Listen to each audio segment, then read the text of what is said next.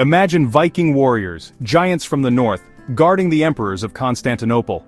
It sounds impossible, but it happened. Tall men in furs and leather strode through marble streets, awestruck by the city's gold and grandeur. They called it Miklagard, the great city. Gold glittered everywhere, towers soared, and the air buzzed with exotic languages. The Byzantine Empire was ancient, rich, and always under threat. Enemies pressed at the gates, and traitors lurked within. Emperors often met violent ends, loyalty was rare and precious. Local soldiers had their own ambitions. Could they be trusted with the emperor's life?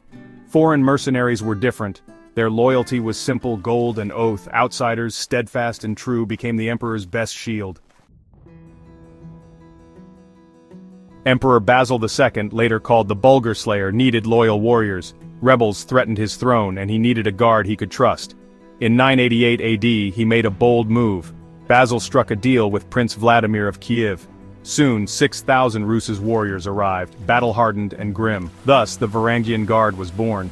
These weren't just Vikings, many came through Kievan Rus', a Norse-founded state. They knew the rivers south, the route from the Varangians to the Greeks. Trade and war were their way of life. Their reputation was legendary, ferocious in the shield wall, towering and fearsome. They cared for gold, not palace intrigue. Their axes spoke louder than words. Loyalty could be bought and kept. Their journey south was epic. From icy fjords they sailed the Baltic, then rode down wild rivers through dark forests. Hunger, enemies, exhaustion, they pressed on, driven by tales of Miklagard's riches. Kievan Rus' was their waypoint, a land shaped by their kin. Down the Dnieper, past deadly rapids, they hauled boats over land. Only the toughest survived to reach the Black Sea. To Byzantines, these Vikings seemed like giants, outsiders in every way. Their strange tongues and customs set them apart. This separation kept them focused on duty, not intrigue. Even seasoned Byzantines called them exceptionally fierce. Axe-bearing barbarians, some said. Their battle rage was legendary. Their fighting skill outweighed any cultural divide. Life in the Varangian Guard was strict and disciplined. Their main duty, guard the Great Palace and the Emperor's private chambers. They often slept near the Emperor, always ready for danger.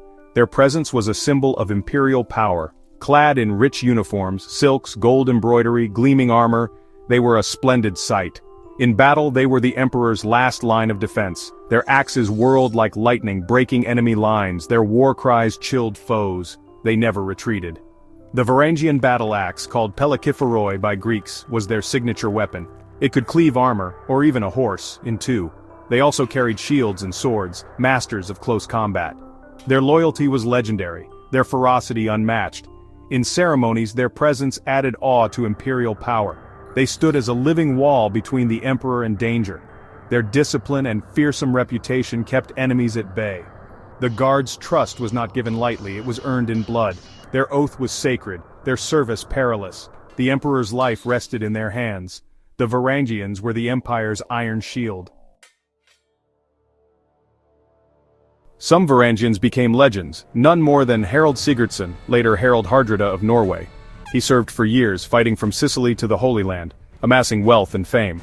His saga is sung in Norse legend and Byzantine history alike. Anna Komnene and Michael Sellos wrote of the Northmen's loyalty and fearsome presence. The Varangians' deeds were recorded in stone and story.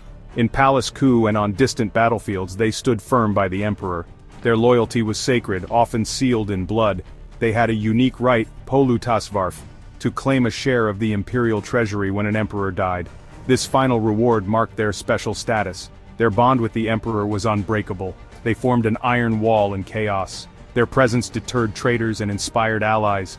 The Varangians' legend grew with every battle. Their story became part of the empire's myth. Their loyalty was their legacy. Over centuries, the Varangian Guard changed. Fewer Scandinavians made the journey, others joined, but the name remained. After 1066, Anglo-Saxons fleeing Norman rule swelled their ranks. In Constantinople they found new purpose and fortune. Norsemen, Englishmen and others served a Christian emperor far from home. They bridged worlds, pagan and Christian, north and south. Their mark on Byzantine history is indelible. Their story echoes through time, a testament to courage and unlikely alliances. Warriors from frozen lands guarded an emperor of gold. Their legend is etched in history. From Scandinavian fjords to Constantinople's golden halls, the Varangian Guard endures. They were more than mercenaries, they were a brotherhood, their oath and steel-shaped empires.